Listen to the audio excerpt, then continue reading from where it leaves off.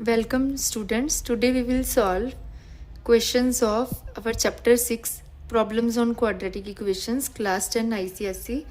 Come to our exercise 6.1. First question is the sum of square of two consecutive natural numbers is 313, 313. Find the numbers.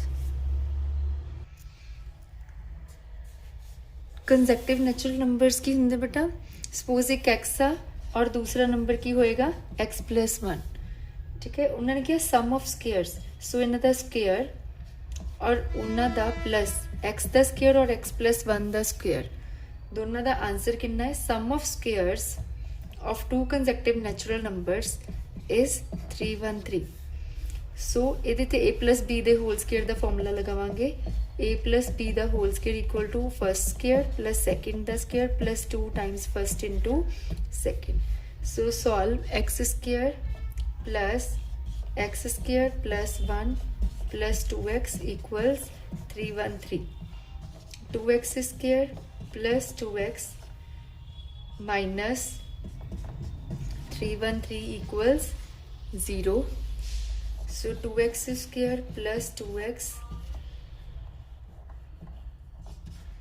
minus 312 equals 0 2 common cut लेने हैं ठीक है 2 common cut के आएगा x square plus x minus 106 equals 0 सो अपने को equation आ गई sorry 156 x square plus x minus 156 equals 0 ये तो आप दो मैथड्स नाल सॉल्व कर सकते हैं या तो तुसी ये फैक्टराइजेशन कर दो फैक्टराइजेशन कर सकते हो अगर वो डिफिकल्ट लग रहा है 156 तो मल्टीपल्स नहीं पता चल रहे फिर तुसी कर सकते हो क्वाड्रेटिक फॉर्मूला जो तुसी लास्ट चैप्टर च सॉल्व किया होया सीधा तुसी इक्वेशन जिहड़ा इनू सॉल्व कर सकते हो next question is 9 times a certain whole number is equal to 5 less than twice the square of the numbers जो जिदा जिदा क्वेश्चन किया उदा आप इनू सॉल्व करके देखते हैं उन्होंने किया 9 टाइम्स लेट होल नंबर कर लेने let whole number equals to let number suppose कर लिया आप equals x so 9 times certain whole number is equal to 5 less than twice the square of the number so की equation बनी 9 times a certain whole number is equal to 5 less है ना सो 5 minus करता 5 less than twice means 2 times square of the number so तो quadratic equation आ जाएगी 9x equal 2x square minus 5 उधर ले जाओ 2x square minus 9x minus 5 equals 0 इन्हों तुसी solve कर सकते हो 5 2s are 10 10 और 9 ठीक है या इन्हों quadratic formula लगा लो की लगाओगे x equals minus b plus minus under root b square minus 4ac by 2a where a is 2 b is minus 9 and c is minus 5 after solving थोड़े को x दे दो वैल्यूज आ जाएंगे our third question is sum of two natural numbers is 8 and difference of their reciprocals is 2/15 find the numbers okay we will solve let natural number ले लो let natural number equals x sum of two natural numbers एक natural number x ले लिया next ले लेने ਆਪਾਂ y so according to question sum of two natural numbers is 8 so x plus y equals 8 difference of their reciprocals सो इन्हों का reciprocal लो 1/x next का reciprocal 1/y उन्हों डिफरेंस कितना है 2/15 आपको नंबरस फाइंड आउट करने एक्स और वाई ठीक है आप करते बेटा ये फ्रॉम 1 आप x की वैल्यू कढ़ लेने या y की वैल्यू कढ़ लो। y की वैल्यू कढ़ लो कि आ जाएगा 8 माइनस एक्स, वो आप सेकेंड च पुट कर देंगे। ठीक है, 1/x minus 1/8 minus x equals 2/15।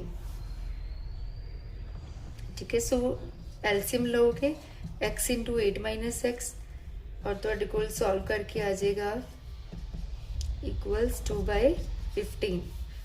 After cross multiplying 8 minus 2x into 15 equals 2 times इनू क्रॉस मल्टीप्लाई कर दोगे x 8 minus x। After solving quadratic equation आ जाएगी तुहाडे कोल और उस क्वाड्रेटिक इक्वेशन नू सॉल्व करोगे। सो इनू सॉल्व करोगे तुहाडे कोल आ जाएगा 2x square minus 30x minus 16x plus 120 equals 0। 2x square minus 46x plus 120 equal 0। 2 common कर लोगे, x square minus 23x plus 60 equals 0। इन्हें सॉल्व करोगे बेटा तो आंसर आ जाएगा। Next 6th question is there are 3 consecutive positive integers such that sum of square of the first and product of other two is 154. What are the integers? देखो बेटा 3 consecutive positive integers ने।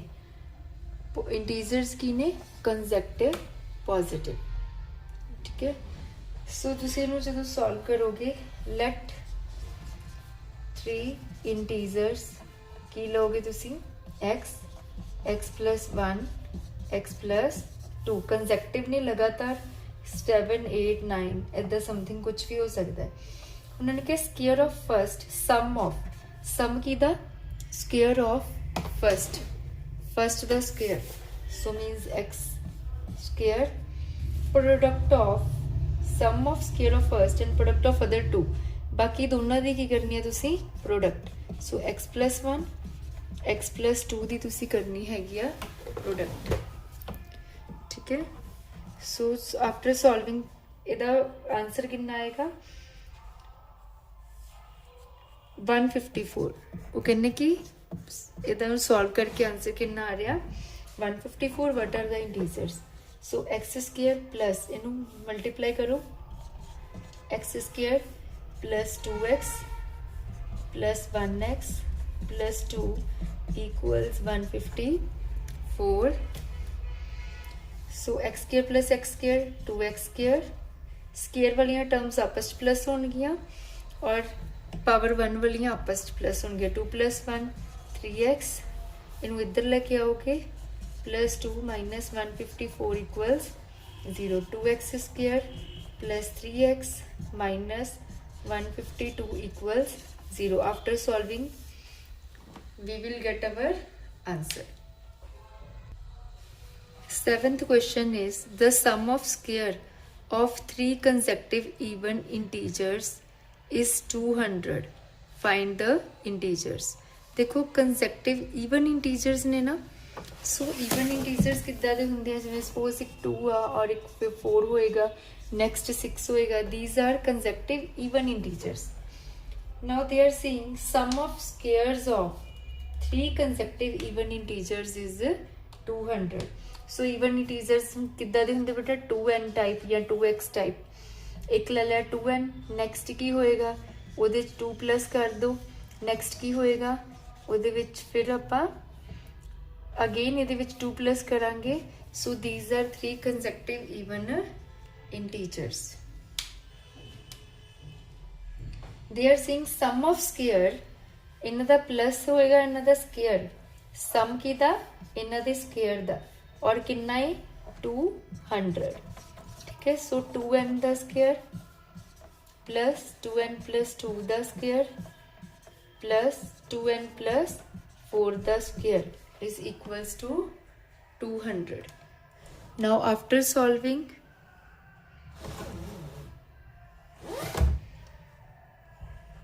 we will get 4n square plus a plus b the whole square, a square plus b square plus 2ab, 2 2 is 4 2 is 8n plus next nu solve करेंगे, it will become 2n the square 4n square plus 4 4 is 16 plus 4 2 is 8, 8 2 is 12, 12n equals 200. So solve कर दो, n square वाले आपस plus करो 12n square और n वाले आपस plus करो 20n, 16 plus 420 minus 200 equals 0. So आएगा 12n square plus 20n minus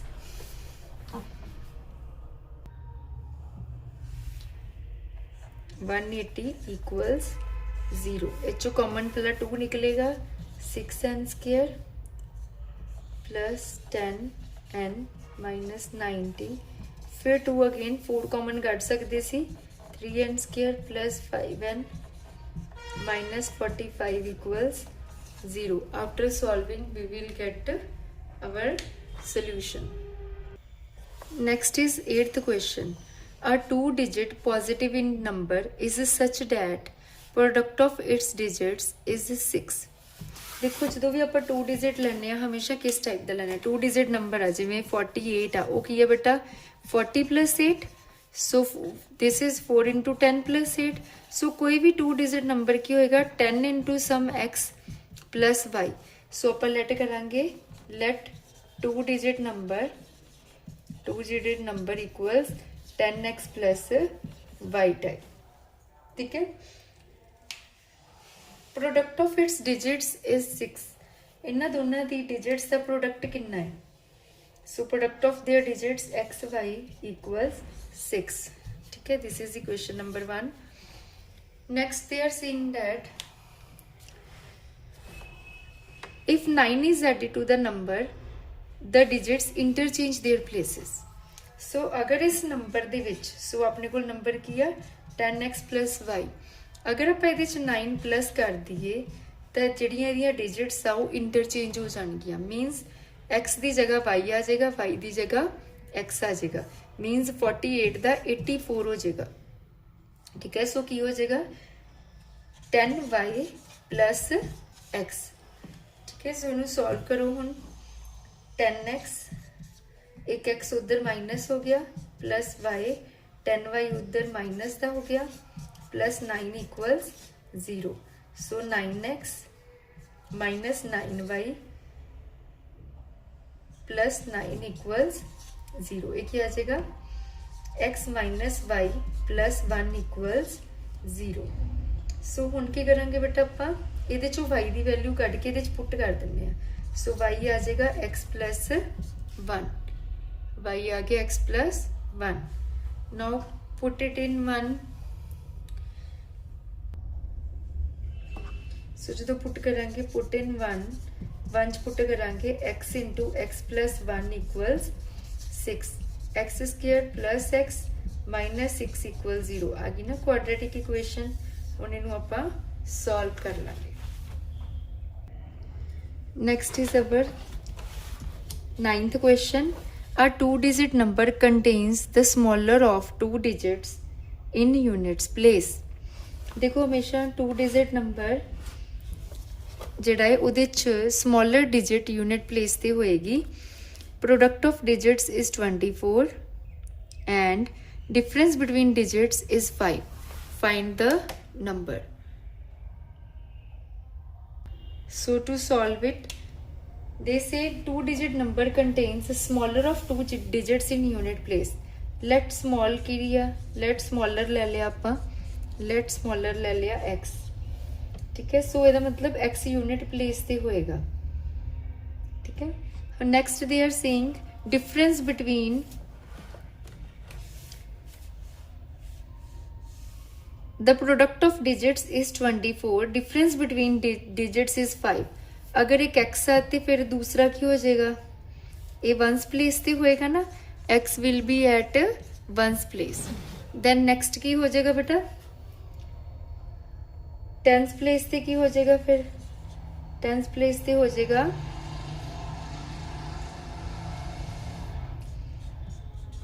x plus 5 क्योंकि दोनों का डिफरेंस की अपने कोले 5. Now according to question product of digits is 24 means 10th place and 1st place इन्हों का प्रोडक्ट कितना है 24. So x into x plus 5 is equal to 24. जिमें कि ये दो नंबर केड़े होंगे इमेजिन करो सोचो कोई नंबर दो जिन्होंने मल्टीप्लाई करके 24 आए जिमें 6 4 ज़ा 24 बट 1s ते 10s 5 का डिफरेंस होना चाहिए है. सो ये नहीं आएगा. अगर मल्टीपल चॉइस आता है क्वेश्चन तो तुम इदा ही सॉल्व कर सकते हो. नैक्सट इज 12 2 ज़ा 24 पर डिफरेंस 5 नहीं हैगा. ठीक है. और होर कोई नंबर देखो 8 3 ज़ा 24 एंड 8 माइनस 3 की आ 5. सो दिस इज अपने आंसर होंगे 8 और 3. Next 10th question is hypotenuse of right triangle is 13. Right triangle मीनस एक ट्राइंगल कितना होएगा वह 90 और वह हाइपोटेन्यूज कितना है 13.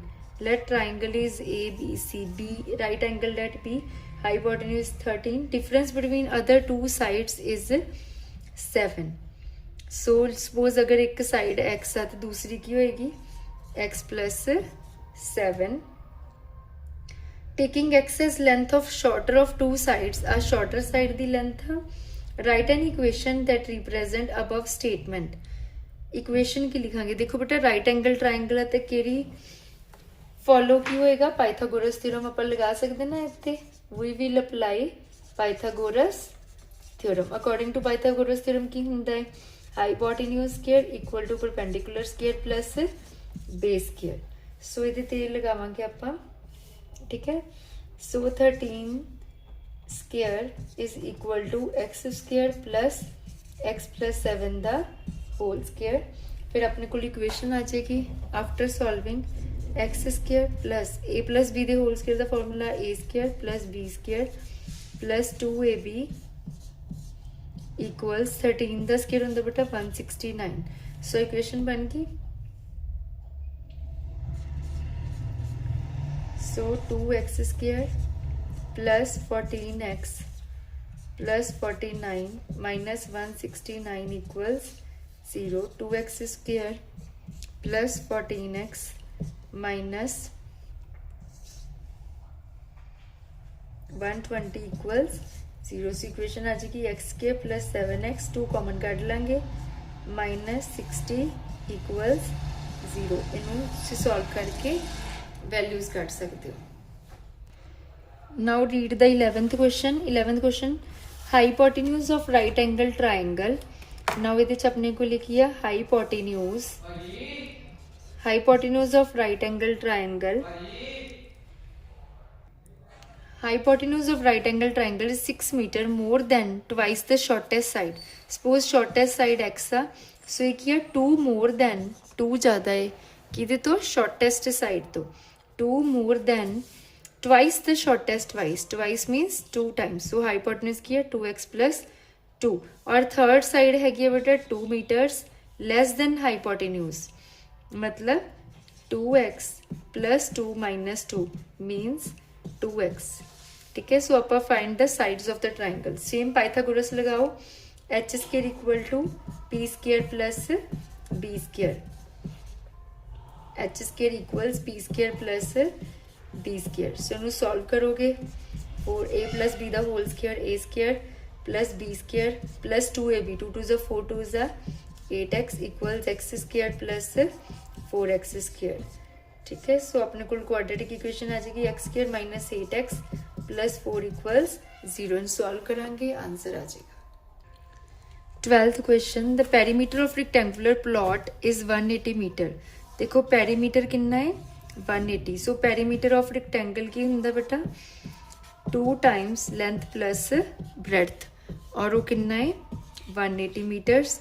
एंड इट्स एरिया की होंगे बेटा लेंथ मल्टीप्लाई ब्रैथ और वो कितना है 1800 metre square.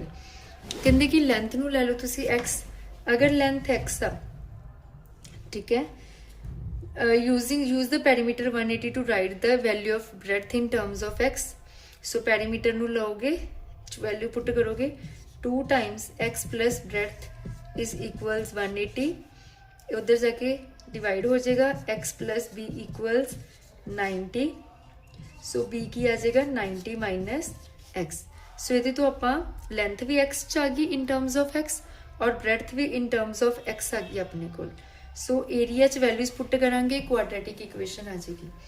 Length means x, put in our first equation 1 तो की आएगा x, ब्रेथ कितनी है 90 माइनस x और यदि वैल्यू कितनी है 1800 multiply 90x minus x square equals 1800, x square उधर ले जाओगे minus 90x plus 1800 equal to 0 which is our quadratic equation. Next is 13th question. In a certain positive fraction denominator is greater the numerator by 3। Suppose fraction अपने को लिया x bye Y type. हुण इदां दी fraction हुंदी है हमेशा numerator by, this is numerator, this is denominator. In a certain positive fraction denominator is greater than numerator by 3। Suppose numerator x आ, so denominator की होएगा, denominator is greater than numerator by 3, मतलब numerator तो 3 ज़्यादा होएगा। If 1 is subtracted from both numerator and denominator, अगर आप दोनों के विचों 1 माइनस कर देंगे, न्यूमिनेटर के विचों भी और डिनोमिनेटर चो भी, fraction is decreased bye 14। So fraction की हो जाएगी, पहला फ्रैक्शन है x 3 माइनस 1 2 और फ्रैक्शन की हो जाएगी डिक्रीज्ड बाय 14, मतलब पहला नालों 14 1/14 लैस हो जाएगी। सो पहला फ्रैक्शन की सीगी, ये तो -1 करके आई सी ना, this was our original fraction. ठीक है, ओरिजिनल फ्रैक्शन एक किया आफ्टर एडिंग +1। ठीक है, सो फ्रैक्शन आ जाएगी x by x plus 3। So इनू तुसी हुण सॉल्व करोगे तो तुहाडे कोल क्वाड्रेटिक इक्वेशन आएगी। सॉल्व किद्दां करोगे, इनू इधर लेके जावांगे, x minus 1 by x plus 2 minus x by x plus 13 3, x by x plus 3 equals 1/14। LCM लोगे x प्लस 2 x प्लस 3 और ऊपर आएगा x माइनस 1 के नाल मल्टीप्लाई होगा x प्लस 3। ठीक है, माइनस x के नाल x प्लस 2 इक्वल्स 1/14। सो इनू सॉल्व करोगे, x square minus plus 3x minus x minus 3 अंदर ले जाओगे minus x square minus 2x by x plus 2 x plus 3 equals 1/14। Next is ये उधर चले जाएगा 14, ये ना मल्टीप्लाई हो जाएगा 3 माइनस 2 1। सो x 3 माइनस 2 1, 1 माइनस 1 0, ये भी कट हो जाएगा, ऊपर की बचेगा 14 इंटू माइनस 3 इक्वल्स, उधर चला जाएगा मल्टीप्लाई भी कर दो x square plus 3x plus 2x plus 3 2 6। सो उधर लेके जाओगे x square plus 5x plus 6 minus 42। So plus 6 minus 42 36। So minus 36 equals 0। सो हुण इनू सॉल्व करके दो वैल्यूज आ जाएंगी एक्स दियां। Next is 13th question. Next is 14th question. In an auditorium seats are arranged in rows and columns, the number of rows was equal to number of seats in each row. Okay, write the number of rows when the number of rows was doubled, number of seats in each row was reduced by 10. The total number of seats increased by 300. ਇਹਦੇ ਚ actually ਹੈ ਕਿ ਮੈਂ ਤੁਹਾਨੂੰ example ਤੋਂ ਸਮਝਾਉਣੀ ਆ। Order term ਚ seats ਜਿਹੜੀਆਂ ਉਹ ਰੋਜ਼ ਐਂਡ ਕਾਲਮਸ ਚ, seats are in rows and column 1 2 3 4 5 suppose 6 rows ਆ। ਦੈਨ ਇੱਕ ਰੋ ਦੇ ਵਿੱਚ number of rows was equal to number of seats in each row. अगर 6 rows ने तो एक रो दे विच 6 seats होणगियां 1 2 3 4 5 6 हर एक रो दे विच कितनियां seats होणगियां 6. सो 6 rows हो गए एंड 6 columns हो गए। टोटल नंबर ऑफ फिर ऑडिटोरीयम दे विच चेयर्स कितनियां हो गईयां, अगर ये डॉट्स मैं लगाए सारियां चेयर्स आ, चेयर कितनी हो गईयां 6 इधर और 6 उधर। सो 6 6 36। ये क्वेश्चन आ पर इन तुसी as the quadratic equation solve करोगे। ठीक है, let solve it. Let number of rows कितनियां ले लियां बेटा x। ਇਹਦਾ मतलब नंबर ऑफ सीट्स भी कितनियां है ईच रो दे विच, number of seats in one row वो भी की ने x अकॉर्डिंग टू क्वेश्चन। ठीक है, so total number of seats कितनियां आ गया, टोटल नंबर ऑफ सीट्स एक क्या आ गया एक्स स्क्वायर, एक क्यूब जब बन गया ना। ठीक है, now according to question when rows was doubled, जो रोज डबल हो गया मतलब 2x हो गया। ठीक है, and number of seats reduced by 10, number of seats 10 घट गया, नंबर ऑफ रोज डबल हो गया, नंबर ऑफ सीट्स 10 घट गया, total number of seats increased by 300। हुण seats total number of seats की सीगियां, number of rows multiply number of seats in one row. So यही चीज़ कॉन्सैप्ट इत्थे लगावांगे। नंबर ऑफ सीट्स की हो गया बेटा पहला नालों, नंबर ऑफ सीट मतलब इन्हां नूं मल्टीप्लाई करांगे दोनों नूं, रोज और number of seats in one row, जिदों मल्टीप्लाई करांगे अपने को आ जाएगा total number of seats. So total number of seats increased by 300। पहला टोटल नंबर ऑफ सीट्स सीगियां एक्स स्क्वायर, हुण एक्स स्क्वायर तो 300 इंक्रीज हो जाएगियां। अंडरस्टूड, क्वेश्चन समझ आ गया। सो नंबर ऑफ रोज ले लिया एक्स, नंबर ऑफ सीट्स एक रो दे विच एक्स ने, total number of seats x square आ गई। मैं तुहानूं एग्जाम्पल देती आ। अकॉर्डिंग टू क्वेश्चन अपने को की आएगा when number of rose double and number of seats decreased bye 10, total number of seats increase by 300। सो उपरों देख के आप सारे क्वेश्चन के अकॉर्डिंग कंडीशंस बना लिया। मल्टीप्लाई करोगे क्वाड्रेटिक इक्वेशन आ जाएगी 2x स्क्वायर, 2 10s 20x, इधर ले आओगे minus x square minus 300 equals 0, 2 - 1 1 x square minus 20x minus 300 equals 0। इस जो तुसी सॉल्व कर लोगे using our quadratic formula. 15th question is a person made a rectangular garden with its length 5 meter more than twice its width. Suppose let width कितनी है, उन्हें garden बनाया, rectangular width कितनी है x, so width x आ, length कितनी है, length की twice more than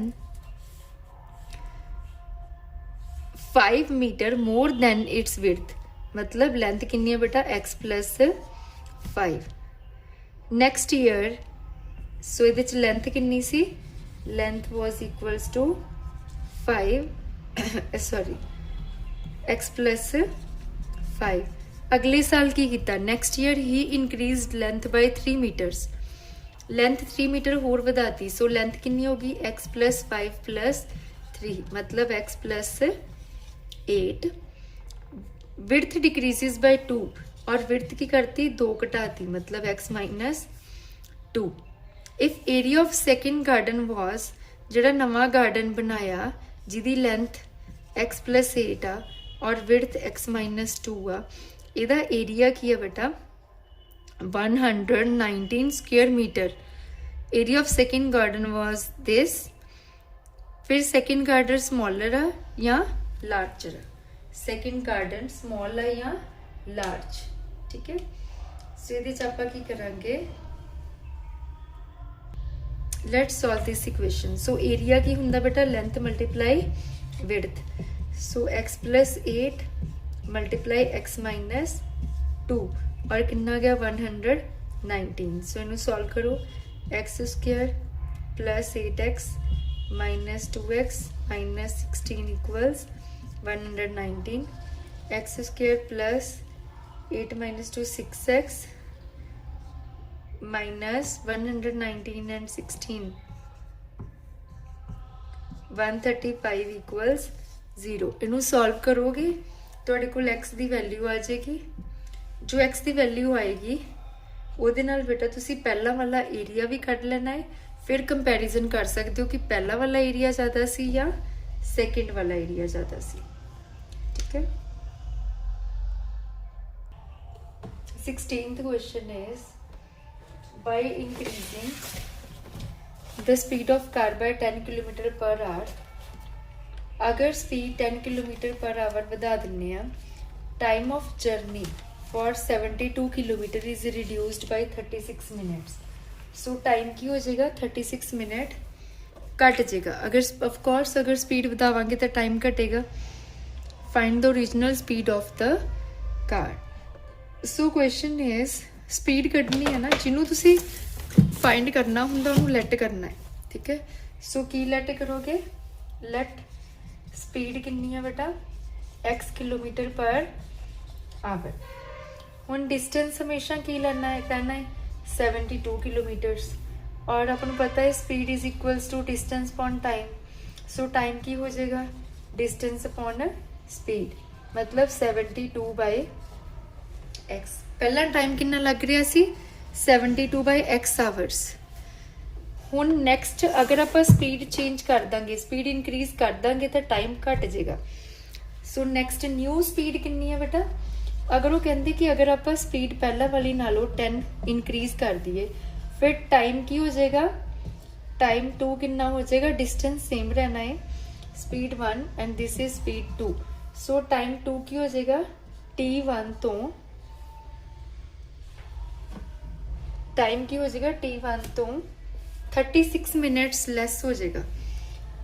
सो 36 minutes दे विच hours किन्ने हो गए 36/60, क्योंकि स्पीड km/h चा, सो मिनट नू आपां आवर्स कन्वर्ट कर लिया।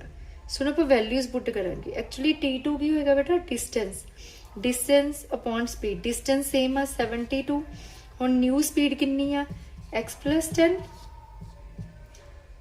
और t1 कितना है इक्वल्स टू 72/x माइनस 36/60। 6 के टेबल ते कट करो, ठीक है, फिर 2 ते करो 3/5 माइनस 3/5। सो इनू सॉल्व करांगे 72/x + 10 minus 72/x equals minus 3/5। Now we will solve it, LCM ले लो, x into x plus 10 72x minus इधर ना मल्टीप्लाई हो गया 72x minus 720 equals minus 3/5। सो आ जाएगा minus 720 multiply 5 equals minus 3x² plus 10x। So minus cut हो जाएगा, अंदर multiply करो 3x² प्लस 3 10s 30x, इन उधर लेके जाओगे माइनस हो जाएगा, माइनस 3600 इक्वल्स 0। सो 3 कॉमन काट लेंगे, x² plus 10x minus 1200 equals 0। After solving अपने कोले स्पीड आ जाएगी। Next is question number 17। The speed of express train is x km/h। बेटा एक्सप्रेस ट्रेन की स्पीड कितनी है x km/h, ठीक है। And the speed of ordinary train, and speed of ordinary train कितनी है 12 kilometer less than express train. So x minus 12 kilometer per hour. If ordinary train takes 1 hour longer, ordinary train time यदि speed घट है तो time ज़्यादा लेगी, ठीक है, और ऑर्डिनरी ट्रेन तो 1 घंटा ज़्यादा ले रही है. सो डिस्टेंस कितना कवर करना है 240 किलोमीटर, ਉਹਦੇ ਲਈ 1 घंटा ज़्यादा ले रही है. मतलब time of ordinary train equals time of express train plus 1 hour, 1 घंटा ज़्यादा ले रही है. ठीक है. सो ऑर्डिनरी ट्रेन का टाइम की होंदा है, we know speed equals distance upon time equals distance upon speed. So 240 by ordinary train x minus 12 equals this, इधर आ जाएगा 240 बाय नीचे आ जाएगा x प्लस 1. सो 240 कॉमन निकल जाएगा, 1 by x minus 12 minus 1 by x equals 1. इधर डिवाइड हो जाएगा, LCM low, x minus x plus 12 equals 1 by 240 इधर ही रहने दो, 240 इक्वल्स 1. उधर ले जाओ 240 multiply 12 equals to x square minus 12x. So x square minus 12x minus multiply करके जो आएगा 2880 equals 0. After solving we will get our answer.